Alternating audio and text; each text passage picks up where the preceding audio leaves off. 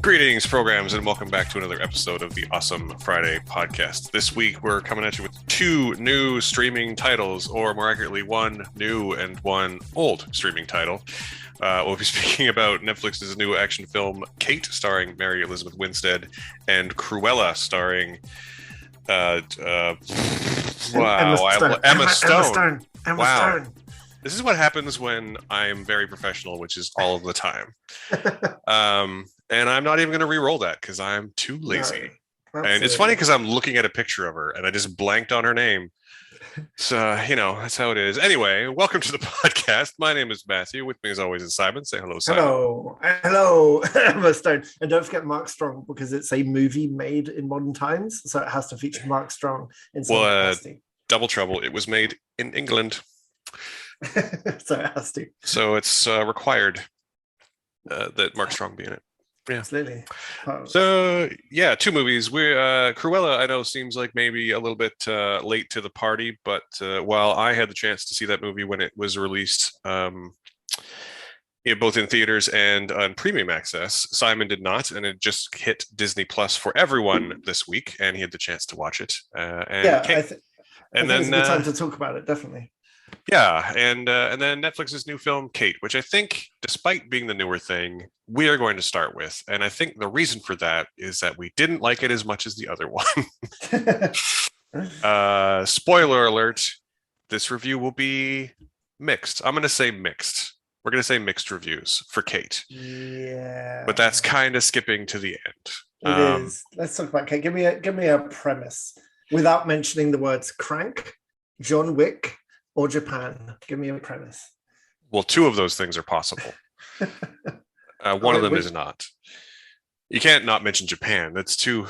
Anyway, okay. So in Netflix's new film, Kate, Mary Elizabeth Winstead plays a young assassin who is working for the Yakuza in Japan. And she wants out because of a hit gone bad in the prologue to the film. And she accepts one last job. And ahead of that job, she is fatally poisoned. And she spends the rest of the movie attempting to enact her revenge upon those that did her wrong. That's pretty much the whole movie. It's not what I would call deep subject matter. And the most annoying thing about that is that that's a killer premise. That has worked. I'm going to say the word crank. The hit person gets slowly murdered and enacts revenge before they get completely murdered. That's a killer concept. Like, that's worked many times before, and it's worked well many times before. I mean, Crank, John Wick are both version. They're both revenge stories. One is a guy slowly dying story, which they managed to pull off twice. Yes. Against all, I'm not going to go out here and say that Crank is high art, but the Crank movies are fun. Crank is great. Yeah, they're fun. They're great. Yeah. Jason Statham's having a ball, and they're just balls to the wall the whole time. Yep. What was your impression of Kate, having watched it slightly more recently than me? I think that your perspective might be fresher. So I think you watched it a day after me. Just for the record. The first thing everyone should know is that Mary Elizabeth Winstead is one of my absolute favorite people to watch be in anything, like as a genre actress, all through her career, from Scott Pilgrim to The Thing prequel, to this, to there's a dance movie she did earlier in her career, which is kind of her honey, where she's not uprising dancer. Like, she is incredibly versatile. She's done lots of slasher films when they were really en vogue. So you could kind of categorize her as a one-off, but if you watch Birds of Prey, for example, which we're going to talk about a lot when we talk about this movie, you'll know that she's got a killer physicality and an intensity in her face, but also comedy timing. Like, she's got a really good mix of things that she can use. So maybe if you ever look at my Twitter stream when this movie got announced, there was just a lot of screaming and screenshots, if you remember that, Matt, because I am there for a movie where she is a hit person with vengeance in her blood. Like there's you have to work to get that wrong. So on the one hand, I watched this movie very much enjoying her.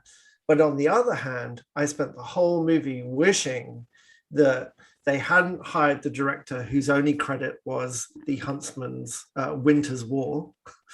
They hadn't hired the scriptwriter whose only credit is Extraction. They hadn't hired whoever the hell they got to fight choreograph and edit that thing. So in a movie that lives and dies by its fighting, it's an action movie with lots of fighting. And the fight choreography is terrible. It's terrible, terrible, terrible. And the editing has no energy to it at all. And that's before you even get to how lifeless the direction is and how, like, I don't even know how to describe the script. What adjective would you give the script? Basic? Simple? Flat. Straightforward? I would say flat. There is no life to this at all. And she deserved better. I'm having my Britney moment. She deserved, because she still, through all of this, she still finds moments to be incredibly watchable. Like she elevates everything in this movie just by interacting with it. But God, it could have been so much better. I was just thinking, where's Kathy Yan? Where's the directors of Crank? The Neverline Taylor, yeah. Neverline Taylor, who also did Ghost Rider 2 Spirits of Justice, of course. Spirit of Vengeance. Thank you very much. Spirits of Vengeance, sorry, my favorite. Although I'm not in any position to correct anyone on anything, having blown Emma Stone's name out of the gate on this episode. So I spent much of this movie just basically thinking, I've been in and made some low budget movies in my time, and I could have done all of this movie better.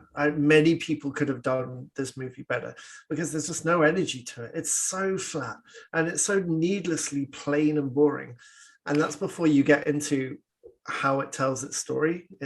Like you can talk about the whole Japan aspect because you summarize it very, very well. But my kind of reaction to it is I love her and kind of was shaking my head at everything around her. Was that fair? I think I liked it more than you, though.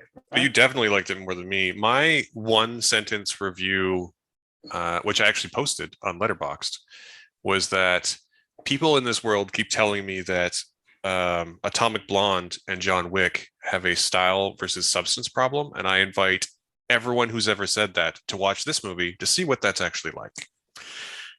Because this is not a good movie. I'm sorry. Like I love Mary Elizabeth Winstead, and I think that there's some pretty great cinematography in this at certain moments, mostly to do with how they shoot Tokyo as a city and a location. Yeah, that's fair because he's the director's an old VFX. He used to be a VFX artist, so that tracks. It can be stereotypically beautiful if you get what I mean. It's very nicely laid out. Yeah, the problem with it though is that everything to do with Japan in the film is needless. Like it doesn't need to be Japan. It could be literally any organized crime group in literally any country. It's only Japan because someone who made this movie really likes Japan. Everything about Japan in this film feels fetishistic to me, and that's not a good thing. This doesn't like used to be able to get away with that. And if you watch older movies that do it, you can still sort of be like, well, it was 20, 30, 40 years, whatever it was. But it's 2021. Like, remake this movie with a Japanese person, and honestly, it might be a little bit better, just for that aspect alone. But it's interesting because the film has a lot to say in the last act about, Western culture corrupting Japanese values and culture, and then but it only ever pays lip service to it. It doesn't show anything really about that, unless you want to count Woody Harrelson showing up to swagger his way through an obvious villain reveal. I don't think it's a spoiler to say he turns out to be a bad guy because you can tell from roughly the second word out of his mouth. And that's honestly my problem with my biggest problem with this movie is that the people who made it clearly saw a lot of other movies and said, I like this scene, or I liked that aspect, or I like this thing from that movie, and then just put them all in their movie without thinking about why those things work in the context they were originally in. Mm-hmm. It wears its influences on its sleeve so plainly that it doesn't really have an identity of its own other than look at this cool thing we did. And then occasionally you just get also like really horrible video game cutscene car chase for no reason. Oh my god. Can we talk more about the cut chase? It's a slight spoiler. I feel like we might be spoiling. It's a very minor spoiler. So there's a. So here's the thing, listeners. I think that probably some of the stuff we're saying is a little bit spoilery, but this movie is so paper thin that there's nothing we like. You will know what's going to happen at the end of this movie by about 10 minutes in. Yeah. Oh yeah. There's exactly one great action scene. There are. Well, not even great. It's just really, it's quite good. You're going to talk about the first fight in the tea. Oh no, I am definitely not talking about that one. Oh, thank God. Which one are you talking about then? I'm talking about the walking gunfight toward the end. Oh yeah. Okay. Fine. Yeah. Anyway, I'm saying whatever we say that might be a spoiler, we're going to try and keep it spoiler light, but like you will not. It's not going to ruin anything of this bad movie because you will figure that out really quickly. And it's so needless. Like the car scene we're talking about. She's walking down the street and they're looking. She's just blah blah blah. She's just trying to shoot someone, and the guards are now running around saying, "Let's find him, find him, find him." And I was like, "Oh, clever! They're using stereotypes to assume that it was a man who tried to shoot their boss." And she's walking down the street with her hood on, and she's like scot-free. She's gone. Like they're not looking for her. In fact, they run straight past her. Yeah. So she decides to steal a very loud car and then. Oh no! I'm sorry. I need to interrupt. She does not steal a loud car. She steals the loudest car, and not just loud in terms of like big open muffler engine noises, but like decked out in neon, interior lit in hot pink. Like the loudest car. And of course, this thing has like squealing J-pop coming out the radio and neon underlights. And this thing drives away and attracts so much police attention that you have this huge car chase. Great, you may think. I like car chases. Let me ask you another question. Do you like mid-2000s Need for Speed video games? Because you're getting one of their cutscenes. Because there's nothing... There are no cars that feature no actual cars that feature in this car chase. But there's a ton of video game cutscene cars, and it's just so stupid. Well, but here's what I think is the worst part of this. So I think you summarized it pretty well. She's missed her shot. She's trying to get away. All these Yakuza guys are after her. She's walking down the street. She puts up her hoodie, and they walk right by her. Because why would they pay attention to her, a Western woman? Seems like a really smart moment. Then she steals this car, which is super loud, as we previously established, which, sure, one thing. And obviously there's cops right nearby because of course there are. But still, this loudest car is not exactly alone on the street when it comes to loud cars in the neighborhood. But what happens next is she steals the car. She hits the guy she's stealing it from. She pulls out into the street. And then she slows down and makes direct eye contact with the Yakuza henchman before speeding away. Yes, I forgot about that. It's like, hi, it's me. Just every choice in this film feels... Yeah. It feels like they had a bunch of ideas for a bunch of cool scenes. Oh, absolutely. Many of which they nearly pull off. I said this to you after I watched it. Like you mentioned that the gunfight at the end. My theory is that when you watch this, there's a slow-mo gun scene where she walks into a building with a bunch of Yakuza behind her. And she's wearing some like cool stuff with cool Japanese shades, because of course she is. My theory is that the director basically built this whole movie so he could shoot that one scene. Because that's the cool scene of the movie. That's why you've seen it in the trailer. Yeah, that's true. Most of the rest of the fight scenes are not great. It's a combination of many things, but most of it seems to be camera work and editing. There's oh my god, the production notes for this, which I don't know if I send them to you, but I've read them, and they make a big deal out of how she trained for this and how like 95% of the action scenes it's actually her. But there's so much cutting in so many of them that if you hadn't told me that, I wouldn't know. And honestly, having told me that, I'm not sure I believe it. No. Because there are several scenes where she's fighting and it's so quickly cut and shot at such weird and also just Yeah, shot at angles that deliberately keep her face obscured. yeah. So there's no like if it is her, why would they do that? And if it isn't, why would they say it is? I don't Yeah. get it. That's not to The say that all of it is devoid of anything cool. Like there's a really that's one of the first big fights, which Simon already mentioned, is takes place in like this very stark tea house where she ends up fighting a bunch of Yakuza bad guys.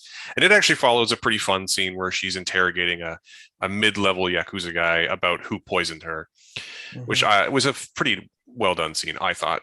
But then the fight happens and it's so horribly cut. And it It's just you can't terrible. and it's it's one room and there's no geography to the fight. It's really terrible. But then there's a really cool moment where someone grabs her by the hair and tries to like cut her head off from behind, and she does this move that simultaneously spins her around, disarms him, and cuts her hair into a perfect haircut. Um, and that moment by itself is cool. Yeah. But the like you, it stands alone among the rest of the scene, and even that scene, it you can see it happening, but then it cuts away from it so quickly that it's hard to remember that it happened at all. Almost, it's So that weird. when you watch Kate, watch this fight because it's interesting. And when they're fighting, watch the people around her because you can literally see the henchmen waiting for their turn to join the fight choreography. There's one point where one stands there with his fists up and waits for his moment to throw his punch, and she's already blocking it without looking at him. There's so much telegraphing in the fight choreography, it doesn't look natural at all. Like there's some proper psychic prediction going on of where these punches are going to fall, and it just drives me crazy because it's very tricky. I did a year fight choreo for theatre. It's very, very tricky to make that look good because it's it's rehearsed so much. It's rehearsed like a dance, so you know each step, and the trick is to make it look like you don't know each step. And many, like if you look at Donnie Yen fight or anyone of that ilk, right, they are masters at making everything look natural, and they sell every hit completely. And this was just like the opposite of that. You could see every bit of direction, and people were standing in position, ready to do their thing. Like when it happened a second later, it was just awful, really awful. Mm-hmm. And that's pretty much the whole film. I mean, there's a there's this whole plot that she befriends the niece of the Yakuza boss she believes poisoned her, and that teen is like sort of meant to be like the sympathetic outsider. She's half American and shunned as a result. But everything about her is like she's meant to be a teenager, like a young teenager, but she's wearing a mini skirt and thigh-high stockings, and Of it's course, just yes. She's a teenager in Japan. I mean, what else do they yeah. wear in Japan? And like I know she's new, like I don't think she even has any other screen credits to her name, and she's Canadian. Um, but it's just not a great performance. And her one like quote cool scene, she's standing outside of she's blocking the path of a car and she points her fingers like a gun at a guy and she says bang, and then the guy gets shot from Kate in the background. But like I've seen that scene before, Oh like God, so so many many times, times. so many times. And it's shot in this like really leering slow motion, and just everything about again, just not to harp on it, but like everything about the way it looks at that character and at Japan and Japanese culture is so leering, and it kind of drove me nuts by the end. So True story. I watched this movie with my wife, and at about the third 2/3 mark, I'd say she just pieced out. She just left, yeah, yeah, I don't blame her. and The the fun, I was like, I'm gonna finish watching it. She's like, really? Why? yeah, the funny thing about the way it treats Japan and Japanese culture is that when there's a big Kill Bill monologue moment with the head of the Yakuza who gives her this deep, meaningful insight into this Japanese myth about a princess being poisoned or a queen being poisoned and enacting her revenge. And his whole point, because it turns out that, of course, Woody's brought his influence into one of the Yakuza leaders and is sort of doing this splinter group. And he's like, one of his points is like Westerners coming in and diluting our culture and selling it off for theirs. And I'm like, do you not see any of the irony of what you're saying right now? Yeah, Like in this of all movies, like how can you not see this? yeah, I mean, very much. Like, do you know what movie Yes. you're Have, in? have you seen anything that's happened in the last hour and a half? Well, it couldn't have been an hour and a half. The movie's only an hour and 35 or something. Maybe it felt like an hour and a half, but and also there's moments where where she gets hurt, like with bullets. Let's call it shot. She gets shot twice. She gets shot twice in this movie, and apparently she recovered from that. Like once in the head and once in the leg, and the bullets are there. The injury from the bullet is there to have an effect in the scene she's in, and then she's fine. Yeah. Like next scene, she's fine. Like I there's mean, no. that's not even to mention the fact that she's not just poisoned, she's poisoned by given like a lethal dose of a radioactive isotope, which is physically destroying her body from the inside out, to the point where like in real life she would have to be in isolation because she's radioactive. she's she's she's radioactive. You don't want to be around that person. You don't want to be around people because you're going to make them radio anyway. Um, but she just has this magic EpiPen that just and they don't ever say what she's like, just give me some stimulants. And they're like, okay, here. And she just, but like, I'm pretty sure, and I'm not a doctor and I don't play one on TV, but I'm pretty sure when your cells are degrading like that, Yeah, no amount of stimulant is going to make it better. Just, you know, like it just, yeah. Maybe it was Bobo Lemon. So I don't know if Bobo Lemon is a real Japanese soda, but she spends the whole movie like trying to find it. And then it turns out the Yakuza guy has one in his car. And it's this most hilarious Joey from Friends moment where he takes a drink and turns to the camera and says, Bobo Lemon. it's yeah, boom boom boom. I don't know. Boom boom lemon. Boom boom lemon. Yeah. I don't know. I don't know. But it's honestly like, oh, so they watched Zombieland and they saw the movie with Woody Harrelson where he spends the whole movie looking for a Twinkie. Oh, so they've seen that movie too. Good. Yeah, awesome. Yeah. Awesome. Honestly, if you want to watch the hitman who's enraged and slowly dying, then watch Crank. Because Crank is this, but with life and with humor and with amazing fight scenes and incredible editing and direction. And I just wish we could just take Mary Elizabeth Winstead out of that movie and take the money used to make that movie and give it to someone who knows what they're doing and have it scripted by someone who knows how to write a script, and give her, like, because her character is so similar to Huntress in Birds of Prey anyway. Like, let's find a funky female director to direct these two females who are fighting against men. Let's find maybe a Japanese female director to actually direct this and get some energy out of it and to do it properly. But it's a massive wasted opportunity. But I guess it didn't cost much. I mean, I think Netflix has maybe an approach to these kind of things where I get the feeling that the director and the screenwriter were very much the cheapest options they had, and it gets another tick on the sheet, doesn't it? It's another movie that they can put in their genre list that's a Netflix production. So maybe that's a little cynical, but there are so many directors and writers out there who are desperate for a break, and so it's kind of depressing in a way to see this and then to look at the credits of who wrote and directed it, because it's just the wrong choice, just wrong choices all around. Yeah, I mean, it's about as kind as I could make it too. I think the budget on this was about, it's hard to find because Netflix doesn't actively publicize those types of things, but I'm pretty sure the budget was somewhere between 25 and $30 million, which is sadly actually kind of mid-budget these days. It sounds like a lot, but it's not. Yeah, it's not a ton of money. No. At least not when it comes to movie making. So that was that writer you liked. Is that Angie Han? I remember a line that she wrote in her review of this that really stuck with me, is that she felt like it was something made specifically so it could appear in your because you liked list on your Netflix line. like Yeah, because you like these movies. So it's just an amalgamation of all these different genres, so they can put it in all these lists. yeah, it sort of speaks to the Netflix problem, and I'm not quite as cynical about Netflix as I think a lot of people necessarily are. There's a lot of people out there who will just say like, well, Netflix doesn't care; they just need content for the algorithm. And to be clear, that's true.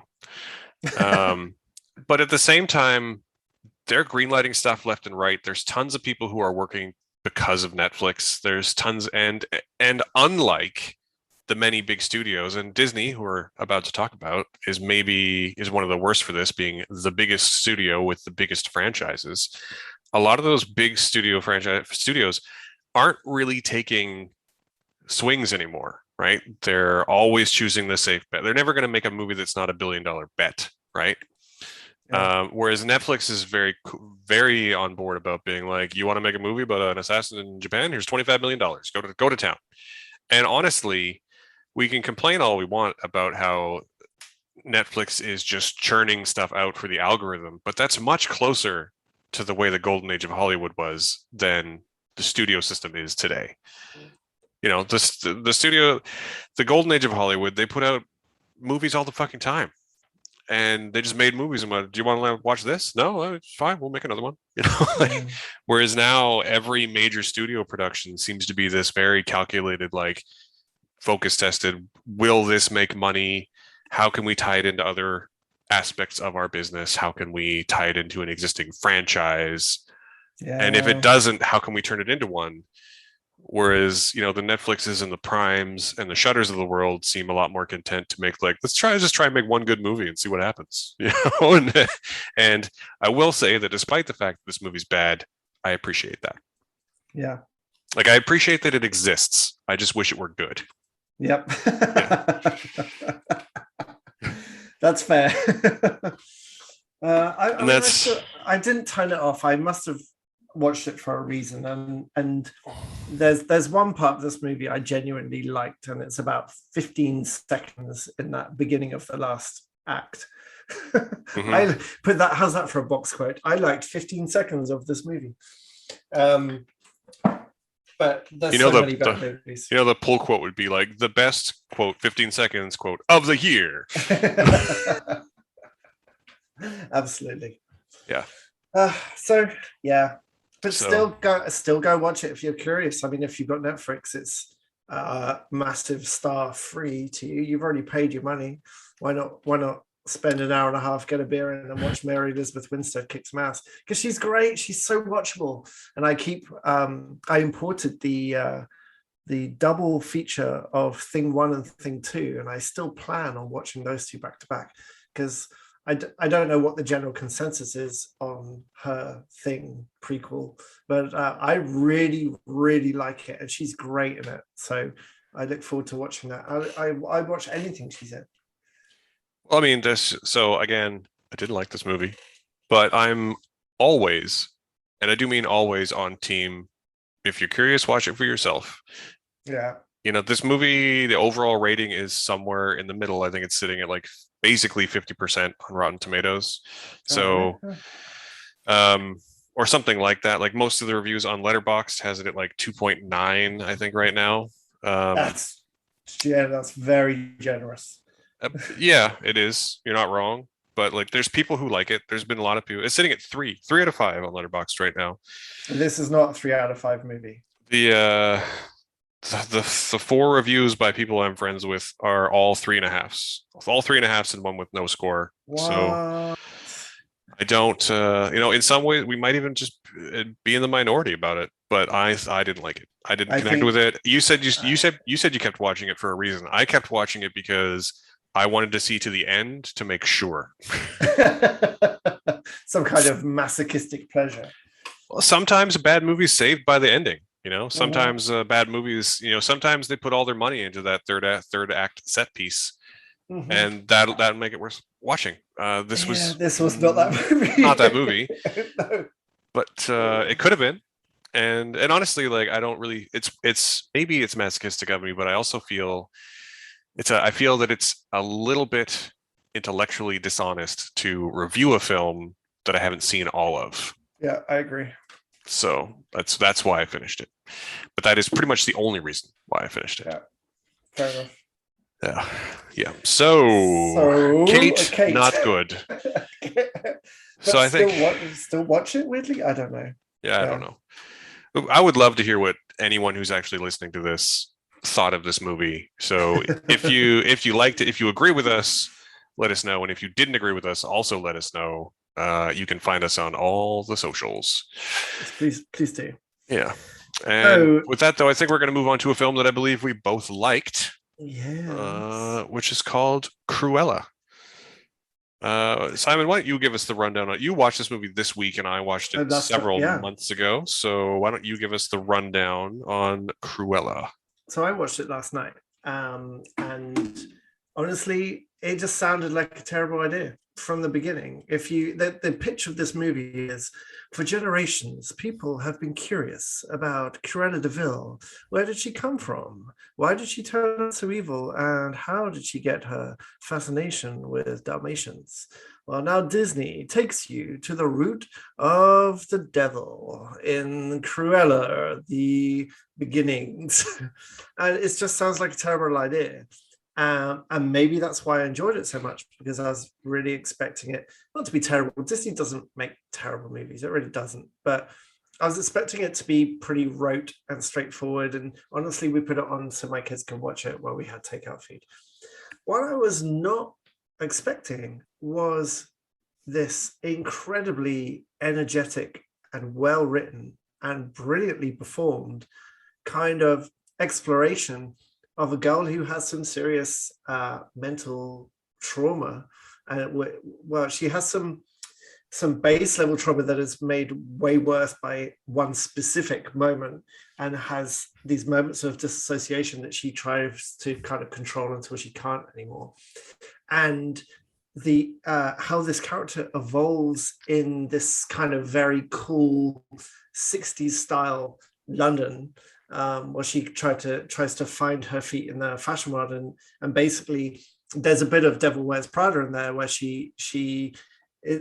you imagine Anne Hathaway learning all the wrong things from Glenn Close and basically becoming a total power hungry person to survive, that's kind of her approach, but it's not without consequences, and those consequences are examined, and there's a really strong human element in who she hangs out with. And Emma Stone is incredible in this movie. I mean, apart from her British accent, which is very, very good, she doesn't overplay this, and she balances. Except where the plot asks her to. At which point she overplays it to perfection. Yeah. That's exactly my point. There's this balancing act of when she goes between her sort of personas as she's trying to find this middle point. And basically her normal self, if you like, Estella, is this aspiring fashion designer, but through confrontation and she learns of some very specific truths of this woman she at first idolizes and then opposes, but she develops this Cruella persona to be like hidden from her job. And what I found really interesting about this is that it's very well directed. There's lots of handheld camera, which you mentioned earlier about Disney not taking big swings. And it actually felt for me, Cruella was quite a big swing in that it wasn't this straightforward origin movie they could have easily thrown together. And there's one particular moment that I just want to talk about before I let you give your opinion, is that, so Cruella has a moment of settling on a life choice and kind of talking to someone who's not there anymore. And it's just filmed in like a slightly lower angle, but it's a handheld camera in just daylight in one shot, and it's basically a monologue, and it is just like jaw-dropping. It is not rushed, it's beautifully delivered, and just the whole movie has that kind of talent in the way it's been put together. So I loved it. And well, I was really I said to you last night, like, this covers a lot of the same ground as Joker did in terms of trauma and disassociation and balancing personas and using your persona as protection from the world. except this does it much better than Joker did. Much better. So I loved it. I thought it was funky and fun and like amazing to look at as well. The fashion was incredible. Okay, so yeah, I quite liked it. Well, I liked it as well, and I'm a few months removed from it now. I think I watched it ahead of the initial release in May, so I actually haven't seen it since. But I do remember very much enjoying it. I also remember a few sort of points, some of which you've covered. I would argue that a better film would. So I don't know how to say this without. Anyway, sorry, I'm thinking. There's a whole balancing of personas, which Simon has mentioned, between her normal self, which is her name is Estella, and this persona she's created, Cruella, which is a persona she created as a child when she was standing up to bullies, because of course she's a good guy. I think that a better film might have gone a little bit deeper into whether she was making a choice or whether she had, dissociative identity disorder, whether she was just electing to be the bad guy or whether she has literal multiple personalities. I think it's difficult though, because on the one hand, I think that's true. And on the other hand, this is a movie for children. So tough one. That's a tough one. My favorite thing about this movie. What the hell was that? Oh, sorry about that. Apparently my watch heard me trying to call my friend. Weird. Anyway, the thing I loved about this movie was that despite it being live action, it very much feels like the people who made it know it started as an animated film. Mm-hmm. There's lots and lots of scenes. Like the one that sticks out in my brain is one where she first acquires her car. Yeah. Which is, of course, a DeVille. And she speeds off down the street and she's bouncing off cars left and right on the side of the street, just like in the animated film. And it knows to cast, what are their names? Paul Walter Hauser and Fry's name is, yeah, I can't remember his name. Joel Fry, as these sort of like completely physically opposite actors as the sort of henchmen. And I'd forgotten about this from the original movie, but their name is the Baden brothers. They're the Badens, which I think is pretty perfect for a pair of bad guys. But overall, it's just the whole movie has a real sense of style and a real personality. And I think Craig Gillespie, whose other most notable work is probably I, Tonya, which is also an excellent film. Oh, I haven't seen that. Oh, it's so good. But he seems to have a way of injecting personality into his films that really works in this one's favor. Yeah. Honestly, my biggest complaint, if I have one, about the movie would be that the main three characters, being Cruella and the Baden brothers, who are supposed to be in their late teens, early 20s. And I actually looked this up when I wrote my review, so I know for a fact that Emma Stone is 32, Paul Walter Hauser is 34, and Joel Fry is 36. And so they just they don't look the age they're supposed to be. And that's a little bit distracting because I'm an adult.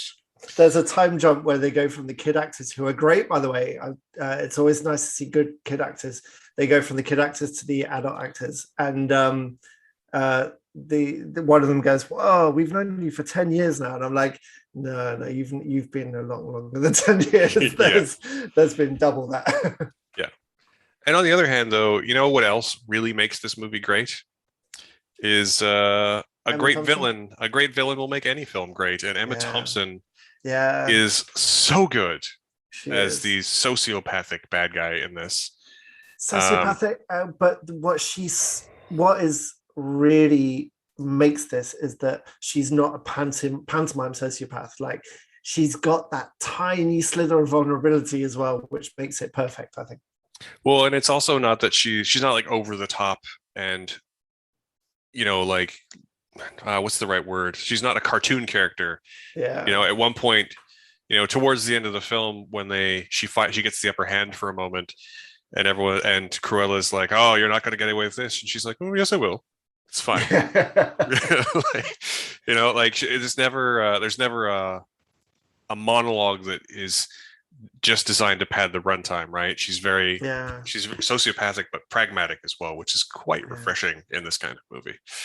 And she Eh, does these lovely little micro reactions. If you remember when she hires Estella as a designer in her house of designers, and she's got the reputation, as she has done for years, as being this like perfect designer. Like she creates masterpieces. And there's a wonderful moment where Estella shows her something she's put together. I think it's the dress towards the end actually, and Emma Thompson gives us this reaction that is very very subtle, but you can see like this perfect who's always been the best suddenly realizing she's not the best anymore, and mhm. it's a lovely subtle piece of delivery that kind of disappears almost instantly as she sort of develops her cocksure attitude again. But it was just really great. It wouldn't have been as effective if she'd been another Cruella, right? So it was Yeah, really good. It was really well judged. yeah, and I think this might be the most important thing we can say about this film, but I'm going to say it, and it's important you pay attention to what I'm about to say. It's important you really understand what I'm about to say, and that is that Emma Stone's evil laugh is fucking perfect. Like I'm not going to even try to replicate it. I don't have the right timbre, if you will. Yeah. But in terms of like evil villain laughter, I don't know where she digs that out of her psyche from, but her evil laugh is perfection. I think she's got a prestige for reaction laughter that I think she's the top of that list. Like, what's that movie where she's with Olivia? Oh God, help me, Matt. The favorite. Oh yeah, yeah. There's a reaction snort laugh in the favorite. I wasn't a huge fan of the favorite, but you should watch the whole of the favorite just to see this one snort laugh reaction by Emma Stone that is just like perfect. I mean, that movie's a tour de force from her and Rachel Weisz and Olivia Yeah, Colman yeah, uh, in the best way. yeah. She's an incredible actress, and I think this is one of the best things I've seen her in. And again, I wasn't expecting that. I'm a little bit cynical maybe when it comes to live action versions of Disney things. It's very easy to kind of expect it just to be a cash in because that's all they really need to do. They don't need to do very much, but this movie really surprised me in how clever it was in how it sort of adapted what the story could be, and how much freedom I think the director had in really capturing. It was a really nice sort of idiosyncratic mix of 60s London but with modern sensibilities. Mm-hmm. Lots of music as well, and the music cuts were never too on the nose, which was nice. Although And it just occasionally, looked fantastic. I'd say occasionally they were pretty on the nose. A couple of the record drops got a little close, but Yeah. not over the line for me. But it was just fantastic, I thought. Yeah, I mean, it's interesting too. I think we're talking about this in the context of like the Disney live action remakes, but it's kind of not really that, right? Like it's an extension of a character, not a retelling of a story. And I think that the Disney live action updates, the ones where they do the least are the least interesting to me, but the ones so far where they have done told a different kind of story or taken the most liberties with the source material um, are kind of the best ones. That's a Uh, really interesting point, actually. Yeah. which now that I say that out loud, I have to go back and say maybe not exactly because the Pete's Dragon remake is probably the best one of those, and fundamentally, it's a pretty similar story to the original, just really good instead of really bad. I Um, have seen neither version of Pete's Dragon. you should definitely watch the new one, and you should not really give a shit about the original. But the new one is Oh, great. The new one is fantastic. oh, right. But also, like, love it or hate it, Maleficent is one of the better one of these films too, and that tells the Snow White story from the bad guy's point of view, and they Mhm. sneak a rape metaphor in there, it turns out to be a really effective film. Wow, I haven't seen Um, that either. yeah, no, it's not amazing. I'd say that I liked Cruella probably better than Maleficent, but Maleficent is Mhm. a as big a swing as Disney's going to make at this point. All Like right. they're not going to make a fantasy story with a rape metaphor in it that isn't connected to something. Yeah. Guaranteed to be able to like the story before the story of Snow White. That's their marketing hook, right? Just like this is the Right. story before the story of 1,101 Dalmatians. Yeah. Yeah. So 1,001 Dalmatians. I'd watch that movie. Just dogs don't everywhere. don't don't give them ideas. That's the next step, isn't it? Yeah, Infinity Dalmatians. indeed. Well, I hope. I mean, they are making a sequel, and she's been locked down for the sequel. And I was completely ambivalent towards that until I watched this movie, and now I'm really truly excited for it. Like, if they keep the same director and the same style, like I think it's going to be fantastic. And also, I loved how they in the last third it became there were sort of heist undertones and how the group came together, but the last third of that movie is a heist movie, and I love that Ocean's 11 thing where you see them come together and then you see the heist sort of happen Mm-hmm. and realize what's going on as it happens. I'm not going to give away, like, there's a wonderful moment in this where you go, and suddenly a lot of things make sense. And I Mm-hmm. love that kind of reveal. Absolutely love it. So I would hope that now they've got their Scooby Gang, I would hope that they stick with that kind of heist gang ensemble approach for the next one. Yeah, that's fair. I agree. My only last note is that this is one of those films that has also cemented Nicholas Britell as one of my favorite working composers as well. Between this and his score for the television show Succession, if I see his name on something now, I get excited because I think he's really good. Yeah, the music was great. I haven't seen Succession, but I hear it's very good. It is. It's really good and really mean and really well scored. Well, fantastic. I don't know. This maybe is the wrong reference for you because I don't know if you've seen Arrested Development, but Succession is kind of just Arrested Development, but played straight instead of funny, which is once you see that, you're like, oh, God. Oh, really? Does anyone bleed themselves? It's a different metaphor. But actually, yeah, kind of they do. Yeah. How much is a pint of milk? Or whatever that. Yeah. No, I mean, Succession is a story of the children of a rich asshole who are all struggling for his approval and to inherit his fortune and empire. And there's quirky side characters, and it's all very R-rated and very HBO, but it's the same basic setup of Arrested Development. So my problem is that I have a real problem watching dramas like Succession, and it sounds like why I didn't watch The White Lotus past the first episode. I don't want to see a bunch of entitled rich assholes sniping at each other. I don't find that entertaining. I know you watched all of The White Lotus as well. I think you liked it. But I have trouble. Maybe it's they want you to hate these people, but that's too effective for me. I don't want to watch any more of these people that I hate. That is fair. You would definitely hate the Roy family. Just saying. But you should definitely check out Nicholas Britell's score for it because the score is incredible. I will. That sounds good. Yeah, the score for Cruella was fantastic. Good. So, shall we say Kate Mare, Cruella, fantastic? Yeah. And now, if you have either of those streaming channels, you can watch either of those movies. Yeah, I'm pretty sure Kate's Netflix only, but I'm pretty sure Cruella is still available to purchase on iTunes as well, probably. I haven't checked. That's a good point. Yeah, it's probably cheaper now. It's included in vanilla Disney Plus, but it's worth it.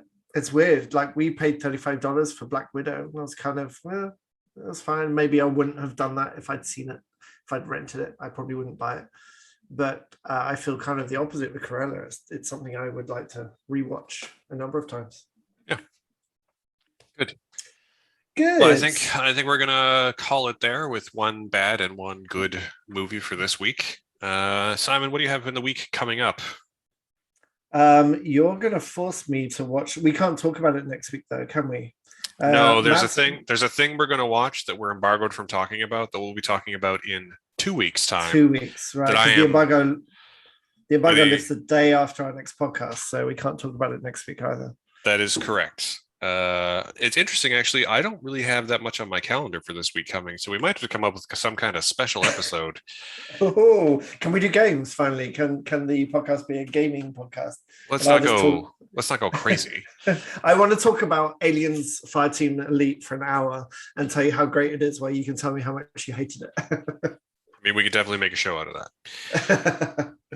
Or maybe we can get a guest on and do a preview of the upcoming Vancouver International Film Festival, which we'll both be attending again. Me for the 8th year, and I think you for the second. Yeah, I'm really excited. I also am accredited to watch the Fantastic Fest in Austin, virtually, obviously, but out of Austin, Texas, the week before VIFF. So I am not going to sleep for the next month. And if all goes to plan, there's also I don't actually have time to do it, but I should hopefully be attending Night Stream as well, which is a horror film festival that takes place directly. I think it actually overlaps the last 3 days of BIF too. So get me in on that. I'll do horror films all day long. Get me in on that. I am not going to sleep for weeks. Yeah, but that's awesome because you've got a job now where you're being paid to write about music. Just without the pay. Right. Yeah. So that brings us to the following message. Which is the same message as it is every week. First off, we'd like to take this opportunity to say thank you for listening. We very much appreciate you. We love each and every one of you. Both of you. If you've liked what you've heard, please feel free to subscribe on your favorite podcasting platform and give us a like, give us a review. Those things help immeasurably. They are what help keep your favorite podcasts in the rankings, in the listings, and in the featured columns. And if you want to support us a little more directly, we also have a Patreon and a Ko-fi and a PayPal, and all of which you could find on the website at awesomefriday.ca. But above all, thank you for listening. We very much appreciate you, and we will see you soon. Thanks, guys. See you later. Bye.